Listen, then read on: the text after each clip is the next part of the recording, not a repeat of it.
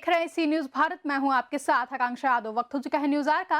रुक करते खबर की तरफ, जहां कैबिनेट मंत्री उषा ठाकुर ने कहा कि भाजपा कृषि कानून को लेकर प्रदेश भर में जन जागरूकता अभियान चलाएंगी। वहीं उन्होंने कहा कि पंजाब हरियाणा में उच्च कोटि के दलाल सुनियोजित तरीके से आंदोलन चला रहे हैं। कृषि कानून और किसान आंदोलन के चलते चारों तरफ से हमले झेल रही भारतीय जनता पार्टी ने अब किसानों के भ्रम को दूर करने के लिए मेगा प्लान बनाया है। जहां कैबिनेट मंत्री उषा ठाकुर के मुताबिक मध्य प्रदेश में भारतीय जनता पार्टी प्रदेश के संभागों में कुल किसान सम्मेलन करने जा रही है। इस सभी सम्मेलन में भारतीय जनता पार्टी के बड़े नेता कृषि कानून के फायदे किसानों को बताएंगे। इतना ही नहीं, उषा ठाकुर ने किसान आंदोलन को लेकर कहा कि भाजपा और हरियाणा में उच्च कोटि के दलाल सुनियोजित तरीके से आंदोलन को चला रहे हैं, लेकिन झूठ का षड्यंत्र ज्यादा दिन नहीं चल सकेगा।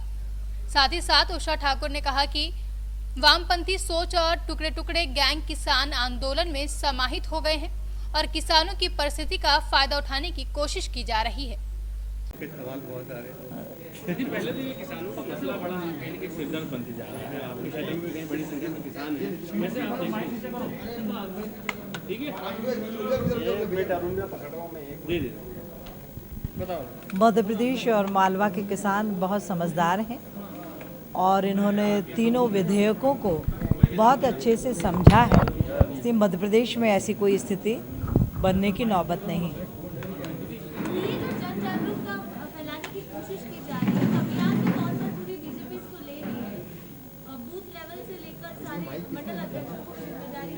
हाँ,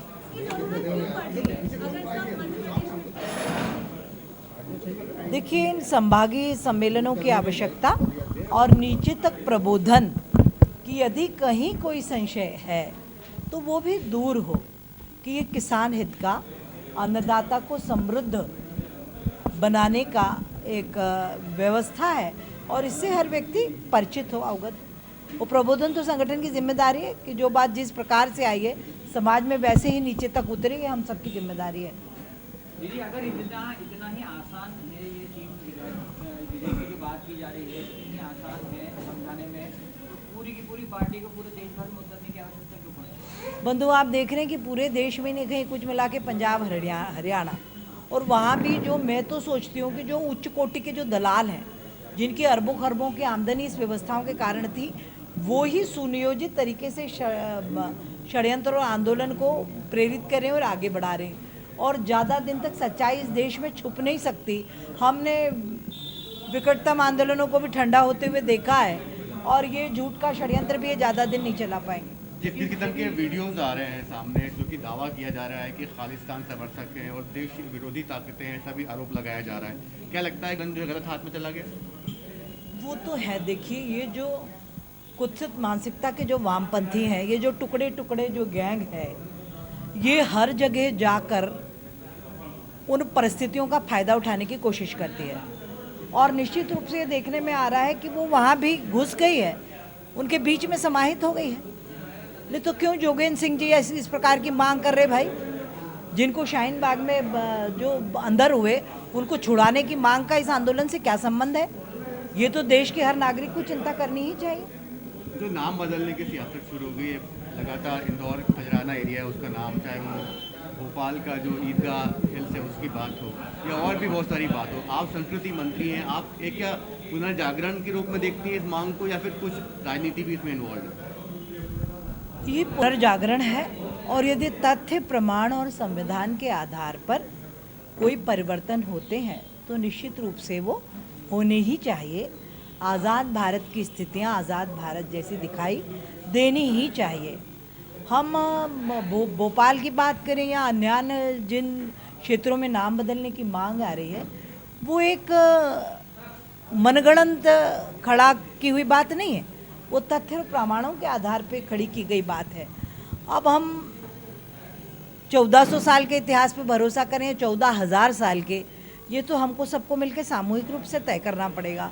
और निसंदेह जब जब तथ्य, प्रमाण और आर्कियोलॉजी की बात आएगी, पुरातत्ववेत्ता जो बात कहेंगे, आपको हमको सबको उसी बात को मानना ही होगा और मानना चाहिए भी, क्योंकि ये लोकतंत्र है भाई। जो सत्य है उसको स्वीकार करो। तो प्रमाण जिसके पक्ष में आएंगे उस प्रकार के नाम परिवर्तन होंगे, स्थान जिनकी भी मांग आएगी खजराना का नाम बदलने की मांग भी उठी है, कुछ आपकी जानकारी होगी? देखिए, मैं ये कहूँ कि यदि वहाँ कोई पुरातात्विक प्रमाण मिलेंगे तो उनको बदला जाए। और मुझे बहुत आश्चर्य है, मैं आपसे ये कहूँगी कि यहाँ तो मांग उठ रही है, आप जाइए कई मोहल्ले जिनको बिना पूछे ताछे जिनके नाम ही बदल दिए गए। आप इंदौर में जाइए, देख ढूंढ के आइए शास्त्री कॉलोनी कहाँ पर है और आज उसका नाम क्या है ना। बाकी आप ये सोचिए कि लोकतंत्र में आस्था रखने वाले तो ये मांग कर रहे हैं कि तथ्य प्रमाण जुटाइए और यदि हमारी मांग सही हो तो इन नामों को परिवर्तित कीजिए। पर वर्ग विशेष तो ना इस प्रकार की चिंता करता है, वो तो जिस मोहल्ले में सब रहने लगे खुद ही नाम बदल दिया, बोर्ड लगा दिया, न जिला योजना में प्रस्ताव लाए, न प्रशासन से मांग की, न प्रदेश से मांग की। तो ये इस प्रकार का है और यदि संवैधानिक तथ्यों के आधार पर होता है तो मुझे लगता है इसको परिवर्तन करने में कोई आपत्ति किसी को भी नहीं होनी चाहिए। निगम चुनाव आ रहे हैं, कैसे आप इंदौर में लंबे समय से बीजेपी का कब्जा भी रहा है, क्या प्राथमिकता है इंदौर के लिए? भाई कब्जा शब्द मत उपयोग कीजिए। भारतीय जनता पार्टी सेवा करती है और इंदौर जिले के लोग भरपूर आशीर्वाद देते हैं भारतीय जनता पार्टी को और इस बार पुनः देंगे, क्योंकि नंबर 1 4 बार, अब 5वीं बार भी, तो क्यों नहीं मिलेगा आशीर्वाद। भारतीय जनता पार्टी के अलावा और है कौन जो अच्छी व्यवस्थाओं को दे पाए। दीदी पहले ही मतलब बीजेपी की, लेकिन जब से उत्तर प्रदेश से योगी जी ने ये नाम बदलने का सिलसिला चालू किया, उसके बाद मध्य प्रदेश चालू, क्या लगता है कि योगी जी के कैलेंडर में जी ऐसा नहीं, उत्तर प्रदेश में भी ये हो रहा है और मध्य प्रदेश में भी ये होगा। जो सत्य है वो तो समग्र राष्ट्र में होना चाहिए, पूरे विश्व में होना चाहिए। सत्य से क्या परहेज होना चाहिए किसी को। दीदी ये नेताओं का कनेक्शन सामने आया है, उसमें कई बीजेपी के नेताओं का कनेक्शन भी सामने आया, कहा जा रहा है कि वो जो कार्यकर्ता है बीजेपी से जुड़े हुए हैं, कुछ ऐसे लोगों का नाम भी सामने आया। तथ्य प्रमाण लिया भैया, भारतीय जनता पार्टी तो किसी को छोड़ती नहीं है, अपने हो या पराए हो, दंड सबके लिए एक जैसा है। इंदौर से सी न्यूज संवाददाता सुरेश बैरागी की रिपोर्ट। फिलहाल के लिए न्यूज आर की इस खबर में बस इतना ही। देश और दुनिया की तमाम बड़ी खबरों के लिए जुड़े रहे सी न्यूज भारत के साथ।